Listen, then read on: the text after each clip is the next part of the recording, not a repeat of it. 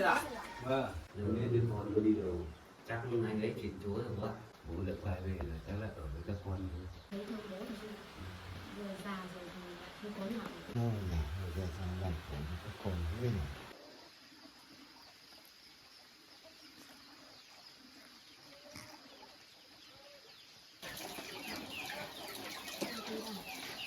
Như là anh gửi này trên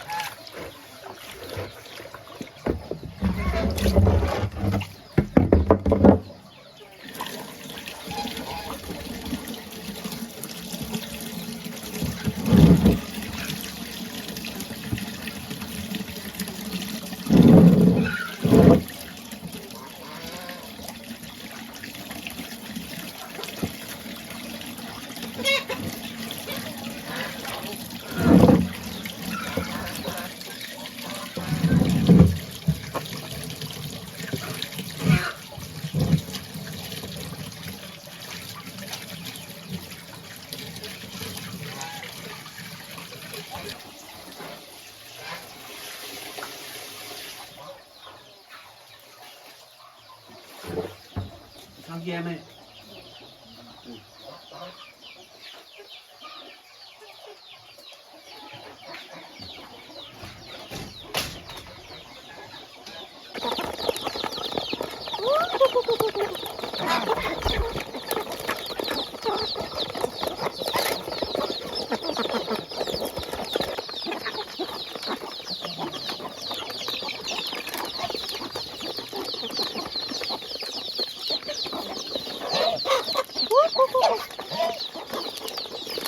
nơi gà nhé. Anh về lấy cơm cho con thật nuôi chó. Anh tí ra kia nuôi thả đàn đấy.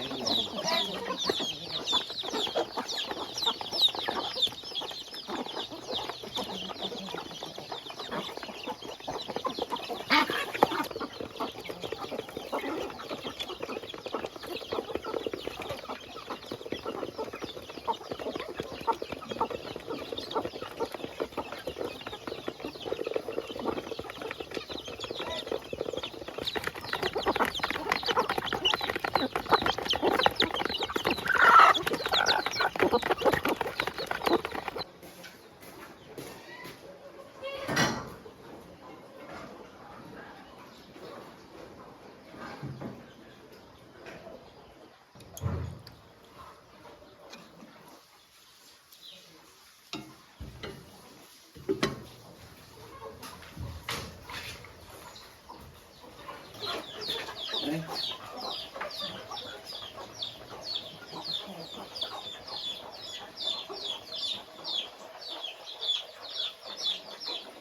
Ăn đi, ăn no rồi nhá. Người nó béo.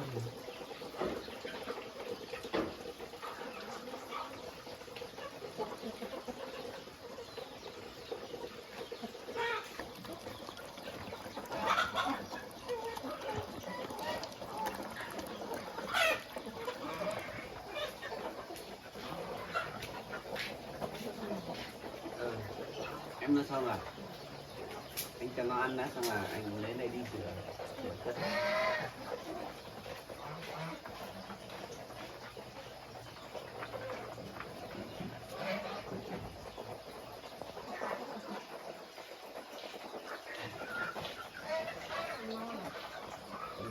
Nghe anh nuôi nhiều lắm. Con này trước đây bác ở vùng ở đây chắc là nó cũng không có ăn nên là cũng khỏi. Giờ mình ở đây mình chỉ có chăm thôi. Thương nó có một mình ở đây, bây giờ mình về đây nó không có bạn, nó vẫn còn muốn ăn này. Hết rồi. Tôi ăn hết rồi. Mai đến bữa lại nuôi nhá. Nào, ăn. Cái này đi rồi. Để anh đi rửa. Hết rồi.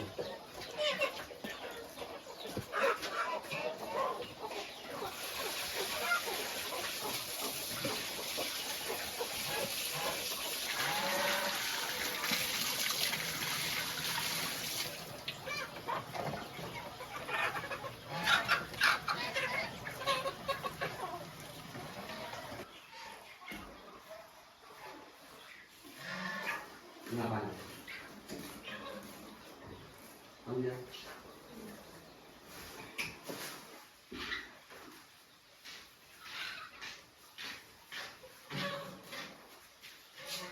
Em biết từ hôm mình chuyển về đây thì anh thấy ở trong đây thì sắm đồ cũng sắp đủ rồi. Thì hôm nay anh tính là anh đi về nhà dưới xem ông chủ có ở đấy không. Thì anh tính bảo là anh đi về xem được là thế là chuyển ít đồ đến đấy. Em cũng nghĩ như thế đấy. Thì từ hôm mình chuyển về đây thì gà vịt đồ đạc các thứ thì mình vẫn ở cái nhà đấy. Thì nếu mà tí anh về xem ông chủ mua nhà có ở đấy không thì nói chuyện với ông bảo là mình chuyển gà xem chuyển được gà thì tôi lên chuyển đi. Không thì ở đấy không có ai chăm cho mình ấy. Và anh cũng đang tính thế mà không biết là ông chú đấy có ở đấy không nữa. Nếu mà chú đấy ở đấy thì hỏi thì sợ chú đấy ngồi đấy chú đóng cửa không ai không vào được nhà để mà mình xem món đồ những món đồ kể gì lên. Tí cứ đi về thử xem, biết đâu lại chú ấy lại ở đấy. Từ hôm mình chuyển về đấy thì ở nhà ấy thì cái đàn gà vịt thì chắc không ai nuôi nữa. Thì anh cũng thấy chắc cũng sợ nó đói rồi. Thì em tính tí nữa vợ chồng mình đi xem thế nào. Chả là ông chủ kia nó chỉ mua nhà thôi chứ nó không hộ mình chăn gà chăn gì cho mình đâu. Thì về xem, phải về xem nó như thế nào. Mấy hôm nay thì mình vừa mới chuyển vào đây thì cũng bận rộn ấy. Rồi thì anh đã bảo anh đi về nhà xem rồi. Mà bận quá dọn dẹp bây giờ cũng mọi thứ cũng đã ổn rồi thì cứ về xem như thế nào để yên tâm. Không thì em cứ thấy những cái màn thịt kia em thấy thương nó sợ nó đói. Thì chắc hôm tí vợ chồng mình đi về xem thế nào. Chứ anh cũng thấy thương nó. Thì mình từ lúc mình đi đến giờ ấy, thì mình cũng vào đấy cũng được mấy hôm rồi. Thì cũng không có thời gian đi về chăm nữa. Ở đây thì mình còn phải dọn dẹp nhà cửa lại hết nữa. Nên là cũng không có chút thời gian nào gì đấy để xem nữa. Mà nếu mà ở đấy thì chắc chú đấy chắc cũng không có thời gian để nuôi đâu. Thì là tí mình có về nuôi hoặc là mình lại bắt hết về đây. Nếu mà anh bắt cái số gà, cái số thịt đấy vào đây thì cũng chắc là cũng tốn thời gian đấy, vì nhiều ấy. Chắc là anh phải chuyển 2-3 chuyến anh ạ. Lấy cái lồng của bố con nọ kia thì to như thế thì mình chỉ có thể cho tầm 5-6 con vào thôi. Chứ nhiều quá nó lại đè lên nhau ấy. Mà nếu mà bắt vịt ra đây thả thì cũng không có chỗ thả chứ. Thì nhà này bây giờ mình chỉ để ở nhờ thôi. Thì làm sao mà mình bắt những cái đàn gà vịt thì mình ở đây thả được. Anh nói thế đúng đấy, vì mình chỉ về ở đây ở nhờ mà bây giờ mình bảo bác vào ấy thì mình cũng không được hỏi ý kiến của bác ấy. Nên là cũng chắc là cũng khó những cái đấy. Mình chưa thể bắt vào đây được. Hay là tí mình về xem nếu mà gặp cái chú mua nhà ấy thì mình hỏi nhờ cho mình thả ở đấy nhờ, nên là nếu mà chú cho thì mình cứ tạm thời thả ở đấy thôi, còn là lâu lâu mình thì nuôi cũng được. Còn bây giờ mình bảo bác về đây thì lại phải, chắc là phải làm được chuồng để nhốt nó như bác được, mà mình còn chưa hỏi ý kiến của bác nữa, mình cũng chưa thể bác vào đây được đâu. Thì anh cũng đang nghĩ như thế, nhưng mà nếu mình thả ở đấy thì mình lâu lâu mình không có thời gian mình nuôi, sợ mai nó bị gầy đi không. Thế mà bây giờ cũng không biết phải làm thế nào nữa. Bác ở đây thì mình chưa hỏi ý kiến của bác.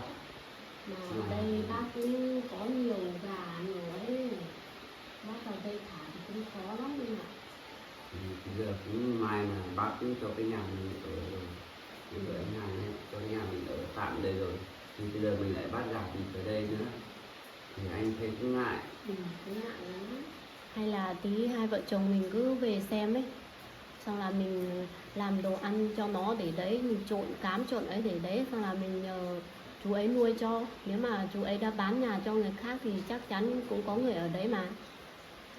Chắc đành vậy thôi, thế làm nào bây giờ mình ở đây thì mình cũng chỉ xin ở tạm thôi, chứ cũng không phải đất của mình, nên là mình cũng không có quyền làm những cái thứ khác mà không phải bác cả. Bây giờ phải chờ nếu mà hôm nào bác về mình phải hỏi xem, nếu mà bác cho mình làm cái chuồng bé bé ở cạnh khu này ấy, cho mình thả thì mình mới đi bắt về được. Thế đợi hôm nào bác về thăm lại nhà thì mình hỏi bác sau, bây giờ thì mình cũng chưa thể quyết định được ấy, là tí mình cứ hai vợ chồng mình cứ về nhà xem đã. Đành vậy thôi. Mà mình đi xuống đấy đường xa nữa hay là em ở nhà đi, em đi theo anh thì anh lo cho em lắm, nhớ như là lại bị động thai như đợt trước thì sao. Không sao đâu anh ạ, hôm nay thì em cũng thấy khỏe bình thường này, em đi được, tí em đội mũ mặc áo vào là được, em chỉ ngồi đi theo anh mà ngồi xe máy mà. Anh sợ em đi xa quá bị làm sao thôi. Không sao đâu anh ạ, đợt trước là do em suy nghĩ nhiều ấy, nên là bị áp lực thì nó mới bị như thế rồi anh ạ. Lần này thì em chỉ ngồi đi theo xe anh đi xuống đấy thôi, em không nghĩ gì, chắc là không sao đâu. Nhưng mà anh vẫn lo cho em, kiểu mình đi đường xa quá. Đi đường xa nhưng mà em chỉ ngồi theo anh thôi mà. Bây giờ em bảo mình ở đây thì cũng em cũng không biết làm gì, em cũng thấy chán, em muốn về xem lại cái này mình tìm đấy. Thế cũng được, thế tí em theo anh đi về cũng được, mà về thì chắc tôi đi từ từ thôi. Nếu như anh sợ em xảy ra chuyện gì thôi. Không sao đâu. Thế thì hai vợ chồng mình chuẩn bị đi thôi mà. Thì đi sớm. Anh đi mặc áo đi, anh đi.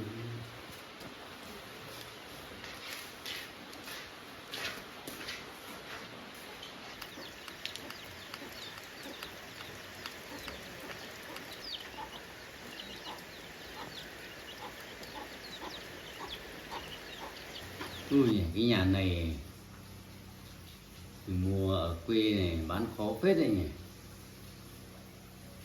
không biết nào được, giờ cứ suy nghĩ từ nào được, chờ mấy hôm cái ông kia đặt cọc lấy xong lại bảo chê ở thì cái nhà quê này ở xa quá lại không lấy rồi,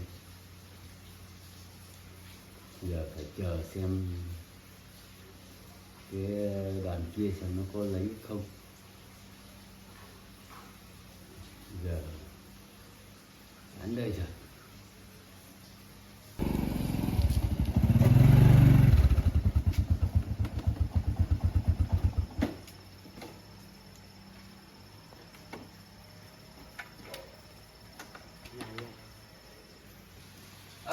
Chú nhà, Vâng, có bảo bán nhà này mà. chú Mọ bảo bán mà ông kia đặt cọc, cuối cùng ông kia bảo xa quá thì lại không lấy. Thì hai vợ chồng hôm nay xuống đây làm gì? Công ty hôm trước cháu vẫn dọn đi ấy, thì cũng có một ít đồ ở đây nữa, nên là vợ chồng cháu xuống xem thế nào thì cháu về định dọn đi nốt đấy.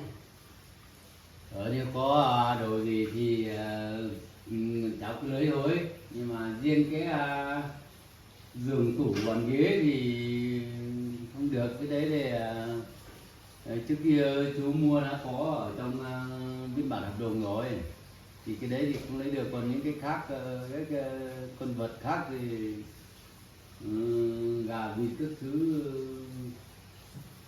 bên ngoài thì cháu cứ lấy đi thôi. Vâng, thì vợ chồng cháu đang tính xuống xem ít gà hay vịt thôi. Cái lại đồ lặt vặt thì chắc cũng có ít thôi.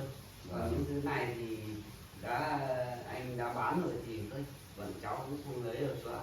Vâng, thế thì gần như cái đồ linh tinh thì không có ở trong biên bản thì cháu cứ lấy đi thôi. Vâng.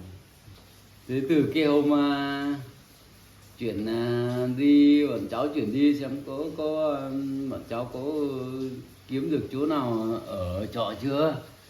Vâng, thì từ hôm đấy đi thì cháu cũng tìm được chỗ ở rồi bác. Cũng may là có mẹ vợ của anh Hàng thì có nhà không ở đến, nên là mới cho vợ chồng cháu đi vào đấy ở nhờ một thời gian. Khi nào mà vợ chồng cháu tìm được nhà khác ấy, thì vợ chồng cháu lại chuyển đi thôi. Vâng, thế thì cũng ấy rồi, cũng ổn một tí rồi. Vâng, từ lúc chuyển đi ấy, bọn cháu cũng bận quá nên là bận dọn dẹp ấy, nên là hôm nay mới có thời gian xuống đây để xem mấy con vịt với lại gà xem là như thế nào rồi. Vâng, thế từ khi bọn cháu chuyển đi thì chú cũng về nhà xong lại quay lên, xong là thấy mấy con gà vì nó đói nó đấy, thì chú thấy có cái thức ăn bỏ trên đấy thì chú cũng lấy về nuôi cho gà vịt, nó cũng no đâu mà. Vâng. Không chết được đâu. Thế bọn cháu cảm ơn chú nhá. Vâng. Chú đã hộ bọn cháu nuôi, vì hôm nọ bọn cháu đi ấy, cũng không quên, cũng không được nhờ chú. Vâng. Cái gà vịt đấy thì chú ở đây thì chú thấy nó đói nó vậy này thì chú nuôi được không sao đâu mà. Vâng, thế cháu ở chú nhá. Hôm trước thì cháu nhiều việc quá nên là không có thời gian xuống để chăm sóc. Mà chú ở đây ấy, thì nếu mà chuồng ở đấy thì cháu cũng định chuyển đi, mà ở trong đấy thì không có chỗ thả. Cháu đi hỏi chú xem chú cho cháu thả ở đây một thời gian nữa được không? Được mà, cái này được mà. Vâng, thế chú cho cháu thả nhờ ở đây một thời gian nữa thì Vâng. khi nào mà trên đấy thì cháu xin hỏi được mẹ vợ anh Hàng ấy, hỏi được chỗ thì cháu mới làm chỗ cái chuồng ở đấy thì cháu mới bắt ở đây về được. Vâng, nhưng mà khi nào cũng nói với cháu này, nếu khi nào có khách mua được nhà thì nếu chú bán lại cho người khác thì các cháu lại phải làm chuồng chạy các thứ đầy đủ, xong các cháu phải bán đi thôi. Vâng, khi nào mà làm xong nếu mà chú bán thì cháu biết thì cháu khắc xuống đây để bắt đi được chú ạ. Vâng. Đấy thì hai cháu đi lại cũng vất vả quá, thì xem nào hai cháu bán lại cái số gà vịt này cho chú đi. Gà vịt đấy ạ? Vâng. Vâng, thì bây giờ để cháu suy nghĩ xem nào đã, bởi vì vịt đấy thì có một phần của cháu, mà có một phần là gà với vịt là của bố cháu cơ. Rồi để cháu xem thế nào cơ chú ạ. Vâng. Nếu thỏa thuận được cả bố cháu nó thì bán cho chú vì chú khách ở dưới kia người ta lên mua thì mua nhà thì có cả gà vịt các thứ ở đấy thì cảm thấy nó cũng thích hơn. Em thấy đề nghị của chú thế nào? Thì đấy chú nói thì cũng thấy hợp lý đấy, nhưng mà bây giờ thì mình không phải là gà vịt của mình hết nữa, mà bố lại không ở đây. Nếu mà bố ở đây thì mình phải bố lên thì nó ấy hơn. Nhưng mà bây giờ mà mình bắt ở trên đấy thì mình cũng không có chỗ thả. Mình thả ở đây thì cũng xa nhà quá, mình đi lại cũng khó. Thì lâu lâu mình đi nuôi thì nếu mai thì nó bị gần quá sao. Mà em nghĩ là chắc là bố cũng đồng ý thôi em ạ. Thì bây giờ mình đi ở trên đấy thì mình cũng chưa có đất để thả ấy. Thì nếu mà mình di chuyển cái số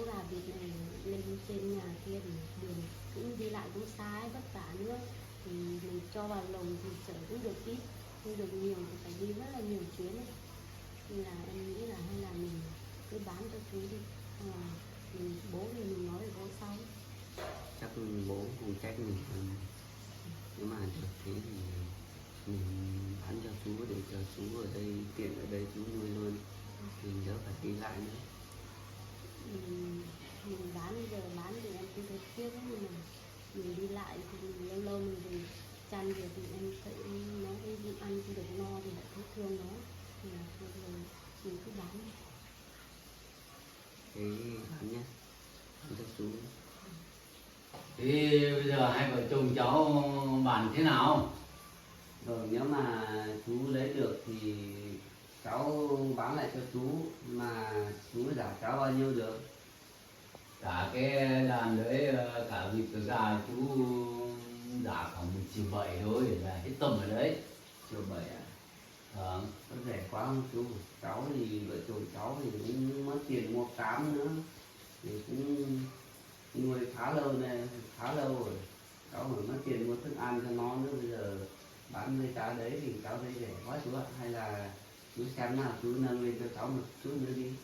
Chú thấy cái gà vịt đấy cũng cái tầm đấy là vừa đấy. Chú biết Cháu xin thêm một ít nữa, xong là cháu bán cho chú luôn. thế thì khoảng xin khoảng bao nhiêu được? Thì chú xem nào hợp lý thì được. Vợ chồng cháu thì cũng chú cho vợ chồng cháu xin thêm một ít nữa, coi như lấy tiền để vợ chồng cháu mua vào tiền cám luôn chú ạ. Vâng, như thế thì chú cũng thương hai cháu, thì anh nó bán nhà rồi thì cũng không có chỗ mà ở, đi lại nó cũng vất vả nữa, cả gà cả vịt nữa, thì chú cho tầm 2 triệu thì có nhất trí không? Chú trả này thì em thấy thế nào, có bán được không? Em thấy chú trả như thế này thì cũng hợp lý rồi, vì cái gà vịt đấy thì có còn bé, thì chú mua với giá đấy thì nữa chú vẫn phải mất tiền mua cám thì nuôi thêm ấy. Thì chú trả như thế thì cũng hợp lý rồi, mình bán cho chú mình lấy tiền thôi. Thì vợ chồng quyết định bán cho chú này. Còn nếu mà chú trả cháu 2 triệu thì nếu mà được thì nếu mà chú đã trả thế thì cháu cũng để lại cho chú cũng được. Vâng, như thế thì chú như thế thì chú cũng nhất trí, chú thương các cháu chú mới mua đấy, nhưng mà vịt gà ở dưới kia nó cũng rẻ thôi. Hôm qua thấy các cháu đi lại này vất vả quá, còn chuyển các thứ đồ nữa, còn chuyển gà vịt nữa đi vào cái chỗ trọ ấy thì lại bảo chưa làm được chuồng, chưa xây dựng được cái trang trại thì cho gà vịt ở, thế là thôi chú mua bằng đấy thôi.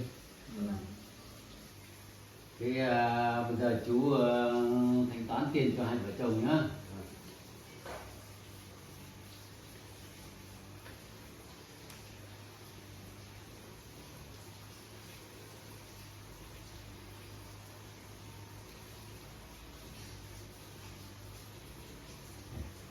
Thanh toán cho cháu. Cháu xin. Nghe được rồi chú ạ. Vâng. Thì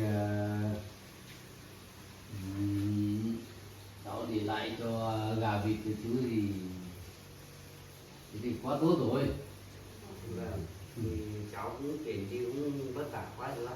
Để Thế chú có cần cháu ghi giấy tờ bán vịt này cho chú không? thôi không cần đâu, cái đấy là gà vịt thì hai vợ chồng cháu bán lại cho chú thì cũng không cần đâu, cái đấy chẳng cần, không cần giấy tờ gì đâu mà. Vâng. Rồi. Xem mà những cái tài sản ở bên ngoài nó cũng có chỗ hợp đồng ấy, ở trong hợp đồng ấy các cháu cứ lấy đi. Vâng, thì chồng bọn cháu cũng không có đồ gì đâu chú ạ, thì lấy vợ chồng cháu xuống mà có mấy con gà vịt này thôi. Vâng. Nhưng mà chú đã mua rồi thì vợ chồng cháu không có gì để mang đi nữa rồi chú ạ. Vâng, thế thì thôi. Bây giờ mọi chuyện thì giờ cháu đã bàn giao cho chú rồi thì cháu vợ chồng cháu xin phép đi về thôi. Vâng, thế hai cháu đi về nhá. Vâng.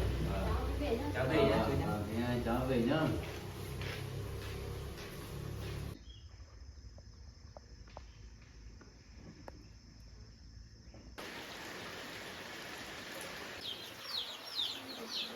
Em vào nhà đi.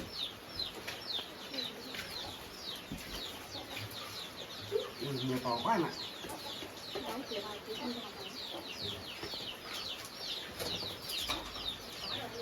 Tháo đây.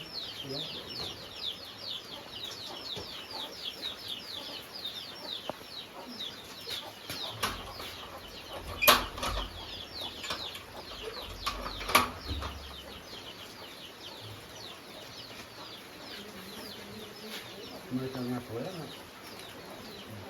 Nay trời mưa về anh thấy cái sân này nó lên rêu ấy. Chắc tí vợ chồng mình cọ lại đi. Chứ em đang mang thai nữa, anh sợ em đi lại nó bị ngã thì sao?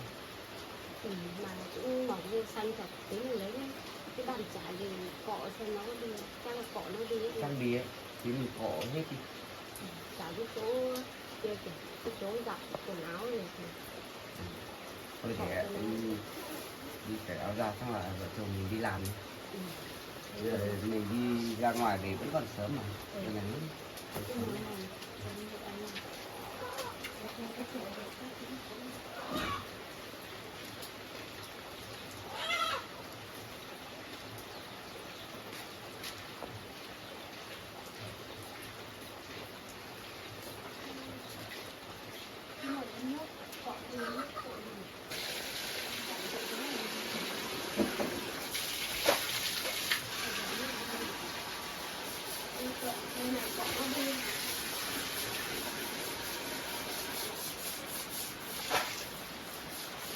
đấy nó đi đây em ạ.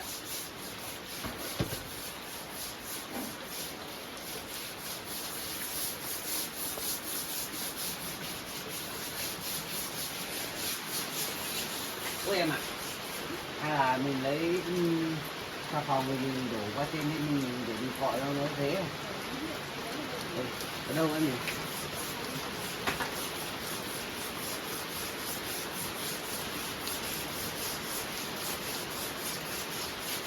Đây ạ.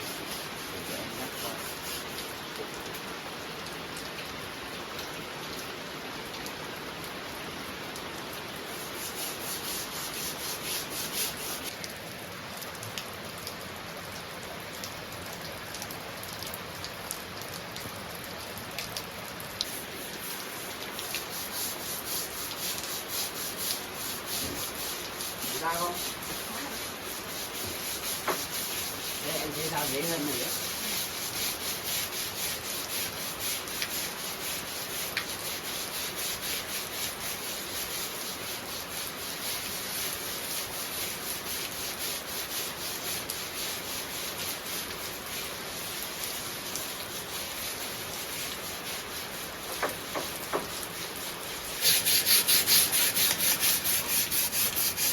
Nha, sạch rồi đấy em ạ. Này anh phải ở trên này gục xuống đây rồi.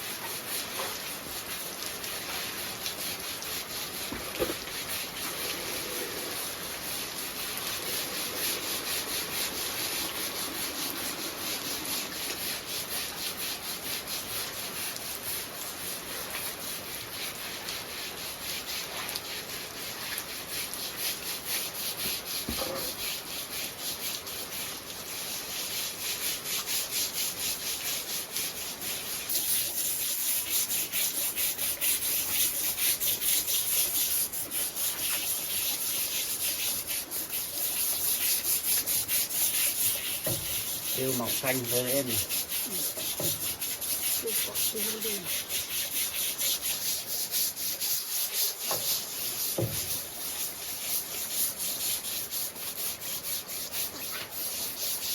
Cỏ này trông sạch đấy.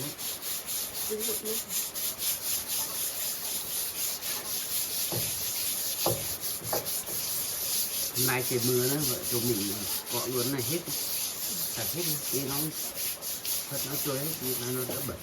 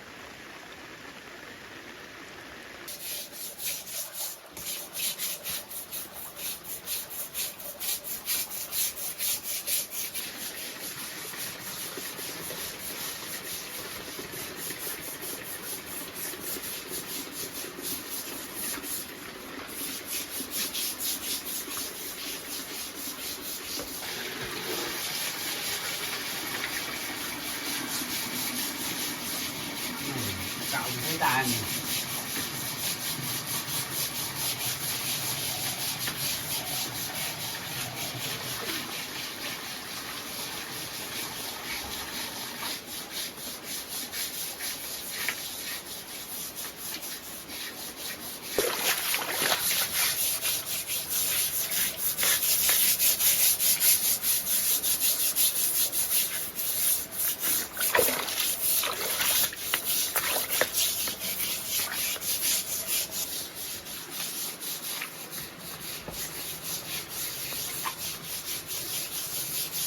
Cái này cọ không thấy dài mình.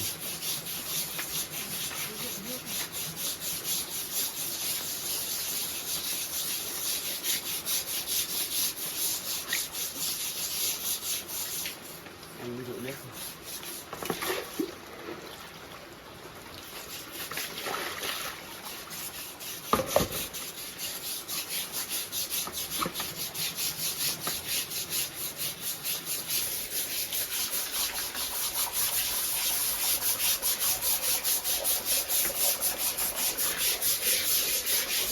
Em lấy nước vào đây rồi một tí này thôi. Đây này.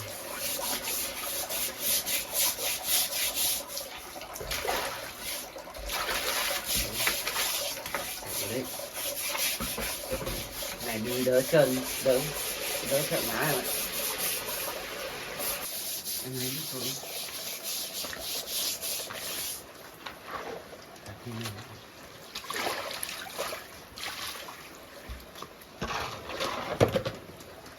Cái nền xi măng của mình chắc cọ được thế rồi em ạ. Vì cái này rêu này mình đã cọ đi hết rồi. Thì cái nền xi măng của nó lần cọ nữa nó không ra đâu. Cọ này nó cũng sạch rồi. Bây giờ nhìn nó sạch hẳn ra ấy. Quay nó mọc rêu nhiều quá thì anh sợ ngá nó. Anh đi lại cũng khó khăn. Bây giờ làm cái này nó không chân nữa. Này thì bây giờ cọ nữa nó cũng không ra nữa đâu. Thì bây giờ mình cọ này nó cũng vẫn thêm nguyên. Chắc coi kia còn một tí nữa tí mình cọ nốt chỗ kia thằng là mình về nhà nghỉ thôi. Này mình cọ này nó cũng đỡ trơn rồi. Làm nốt cái chỗ kia cũng được.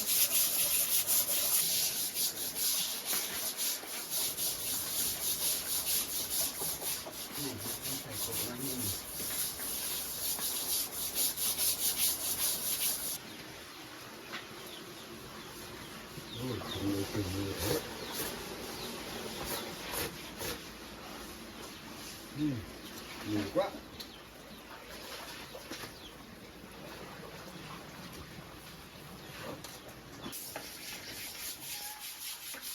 Các con đang vệ sinh à? Ô bố về rồi. Vâng. Hôm nay bố về. Vâng, bố cứ vào nhà cất đồ đi để con về chân tay.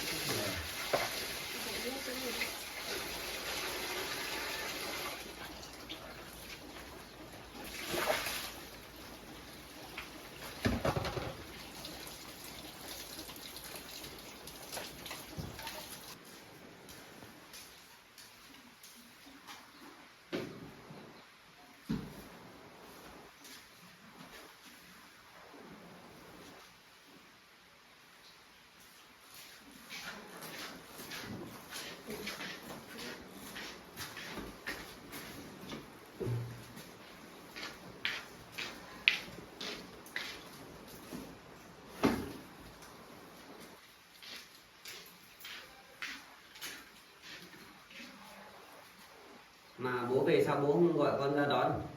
Thế bố về bố bắt xe ôm về đến ngoài kia. Xong là cái đoạn thì bố đi bộ. Hôm nay trời mưa nữa. Vâng. Con bố chưa về thì gọi con ra đón. Mà bố đi tìm anh thế nào rồi? Có thấy anh không? Bố đi tìm mấy ngày thì không thấy đâu. Thế à? Vâng. Giờ Không biết đứa con nó đi đâu. chắc anh ấy chuyển chỗ rồi bố ạ. Vâng. Chứ bây giờ thì dưới đấy thì đông người nữa. Thì bố đi tìm làm sao mà thấy anh đấy được. Con đã gặp bố từ đầu rồi. Vì đấy thì khó lắm. Và đi xuống chỗ thành phố cũng đâu rồi đấy. Chỗ nào cũng như chỗ nào bây giờ thì khó tìm lắm. Vâng, thì trước bố biết anh đấy ở chỗ đấy trước đây, nhưng mà bây giờ thì anh ấy làm thấy nợ nhiều này thì chắc lại chuyển chỗ khác rồi. Vâng, cháu cũng còn nói đúng đấy. Là kiểu gì chỗ khác rồi bố tìm. Đấy, bố ở ngoài kia là bố tìm cũng không thấy nữa. Xong là bố muốn ở ngoài kia nhưng mà thuê cái nhà trọ nó là đắt quá. Xong là bố nghĩ không được, bố lại thuê xe ôm, bố lại chạy về đây. Thì đây bố cứ về đây thôi, ở với bọn con thôi. Chứ đi ra ngoài đấy thì mất nhiều tiền lắm bố ạ. Thì trọc thì đắt nữa, thì điện người thì đông nữa, thì bố làm sao mà bố tìm thấy anh đấy được. Vâng, tức là bây giờ bố tìm cũng chẳng thấy nữa, xong bố lại quay về với các con. Bố cứ tạm thời ở đây với bọn con thôi. Mấy nữa mà hai vợ chồng con xem tìm được cái chỗ đất nào họ bán rẻ rẻ, xong là bọn con làm nhà, xong là bố đi theo ở với bọn con. Bây giờ bố bảo đi tìm anh đấy nữa, chắc cũng không biết anh ấy ở đâu, chắc không tìm được thấy đâu bố ạ. Vâng, con nói thế cũng đúng đấy. Thì bố đi tìm cũng không thấy là bố lại quay về là chắc là ở với các con nữa. Vâng, bố cứ về ở đây thôi. Thì bố còn già, bố cũng già rồi, thì bố ra ngoài cũng vất vả ra. Thì bố cứ ở với vợ chồng con, có gì thì ăn đấy rồi bố ạ. Vâng. Bây giờ bố cũng thấy ngại cho các con quá. Vì cái đứa con kia nó mua cái nhà kia thì cũng tiền đứa con mua rồi. Mua xong là sổ cũng đứa con cầm. Bây giờ đứa con nó lại tưởng là nó cho cô bố ở suốt đời, nhưng mai để cho bố ở. Cuối cùng đứa con lại bán đi. Bây giờ bố quay về bố lại ở với các con, bố cũng thấy ngại quá. Ngại gì đâu bố, thì bố cũng là bố của bọn con mà. Thì dù đi đâu thì vất vả đến mấy thì bố cứ về đây ở với bọn con, thì bọn con phải chăm sóc bố rồi mà. Bố không cần phải ngại hay là suy nghĩ nhiều đâu bố ạ. Bây giờ bố cứ ở đây với bọn con đi. Từ bây giờ bố đừng đi tìm anh ấy nữa. Anh đấy bây giờ bố còn không liên lạc rồi, có thể biết đi tìm ở đâu. Và bây giờ bố cứ tìm nữa. Thì bây giờ tìm cũng không biết cứ tìm. Bố tìm thì biết lại anh ấy đã tìm đi đâu. Bây giờ bố quay về bố cũng phải với các con nữa. Bố cứ ở đây bố ạ. Khi nào mà có tiền mua ở đất làm ở nhà thì mình lại chuyển đi, mình trả nhà lại cho bác kia không được. Thế thì con nhớ nhà này con ở chung là thế nào? Không bố ạ, nhà này là của mẹ vợ anh Hàng ấy, nọ vợ chồng con tìm nhà không có, nên là vợ chồng con có lên nhà anh Hàng. Xong là thấy chị chị dâu với lại mẹ anh Hàng ở đấy, thì vợ chồng con vào nói chuyện thì bác ấy bảo là có một căn nhà họ ở đến, nên là mới cho vợ chồng con ở tạm bố ạ. Thì chị dâu ấy cũng bảo là nhà này không ở đến, nên là vợ chồng con cứ ở đây. Thế thì con không được hỏi chú con dâu với Hàng cho nên cả bà ngoại với để cái nhà này có bán không? Có bán thì tiền mua. Chuyện này con không dám hỏi đâu mẹ, bố ạ. Mẹ vợ của anh Hàng đã tốt bụng cho mình ở đây rồi ấy. Thì mình bây giờ mình ở đây mình chỉ khổ bác ấy chăn gà, chăn vịt, lại chăn cá thôi. Nên là chuyện bán thì chắc bác ấy không bán đâu, nên là con cũng không dám hỏi. Mà mẹ vợ anh Hàng thì cũng tốt bụng đó, cho mình ở đây rồi thì mình chịu khó chăn gà chăn vịt cho bác ấy là được. Bác ấy cũng bảo thế. Thì hôm trước ấy anh Hằng cũng gọi cho con rồi, bảo là ở đây thì vợ chồng con thiếu gì thì khác sám lấy. Thì nhà này thì mẹ vợ anh Hằng cũng ở đến đâu, thì anh Hằng bảo là ngoài ao như có cá thì nếu mà ăn thì phải đi bắt mà ăn, nhưng mà con cũng thấy ngại lắm bố ạ. Cá đấy thì cũng anh Hằng thả mà. Thế thì đứa con Hàng nó thả cả cá đây à?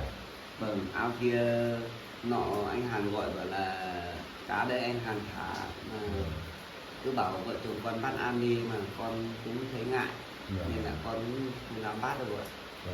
thế thì đứa con hàng con gà các thứ đấy cũng có nhiều đấy nhỉ. Ngoài gà vịt của anh hàng nhiều lắm bố ạ. Vâng. Ngoài kia gà vịt cũng có cả lúa nữa. Dạ. Mà nhắc đến chuyện này con mới nhớ. Vâng. Sáng nay thì vợ chồng con cũng bảo đi xuống nhà dưới của mình ấy, bảo là chuyển gà vịt ở đây, nhưng mà con cũng tính là chuyển vào đây thì cũng không có chỗ thả ấy.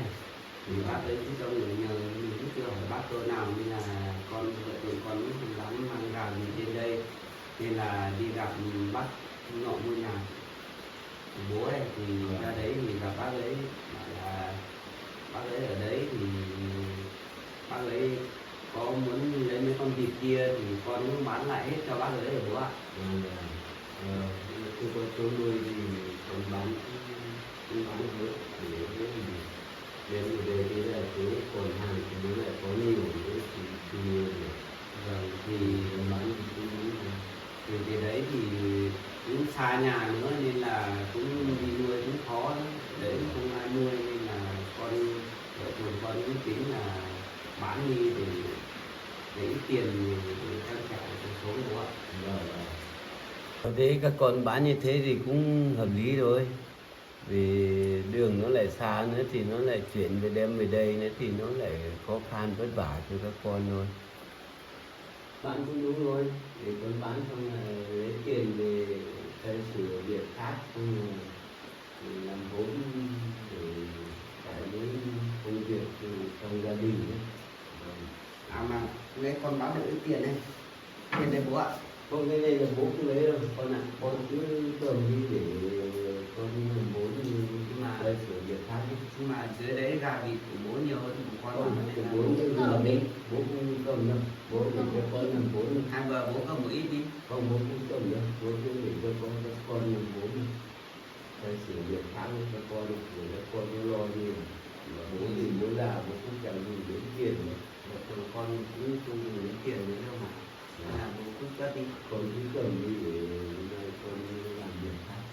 Một ít đi. Không, bố không cầm đâu, các con cứ để làm ấy đi, làm vốn các thứ đi, thì bố cũng có một ít để bố tiêu rồi, bố còn một tí thôi. Thì bố nó lấy một ít thì thỉnh thoảng bố đi mua thức ăn thì ăn. Không, mua thức ăn bố vẫn còn tiền mà, để mua các thứ thôi, mua các thứ thôi. Vâng, thế tiền này để con quyết định mấy đứa nó bóc đi mua nhà bố ạ. Vâng, thế thì con cứ cầm đi để con mua nhà hay là mua đất hay một cái gì thì mua. Đấy, bây giờ là vất vả đấy các con ạ. Để đứa con kia cái nhà thì nó mua cho bố thì nó lại bán đi. Bây giờ các con lại khổ, nó lại càng khổ thêm nữa các con ạ. Không sao đâu bố ạ, vợ chồng con cũng quen rồi mà. Bây giờ thế các con cũng phải lo lắng nhiều đấy. Nhà cửa việc kia có này. Các con ở tạm ở đây của bà ngoại của đứa con dâu hàng cũng vất vả cho các con đấy. Bố không phải suy nghĩ nhiều đâu bố ạ. Mọi chuyện thì Việt Nam mình mai mình cái góp phát được thôi. Mà giờ bố đi đường xa ấy, mệt đấy thì bố đi nghỉ đi. Vâng. Thế thì bố cũng đi đường xa về, bố mệt rồi bố đi nghỉ đi. Vâng, bố cứ đi nghỉ đi. Vợ chồng con đi nói cơm. Vâng.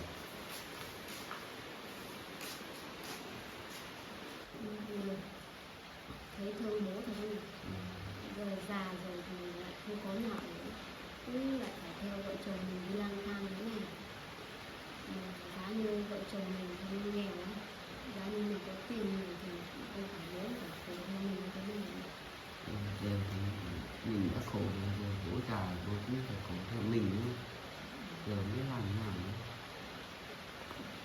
Thôi không nghĩ rồi, mình cơm thôi, cho bố ăn cho bố như thế. Thế vợ chồng đi không.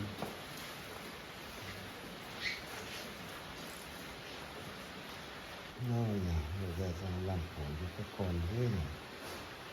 Không biết làm thế nào nữa. Thế thì cũng có cái thuộc để làm hại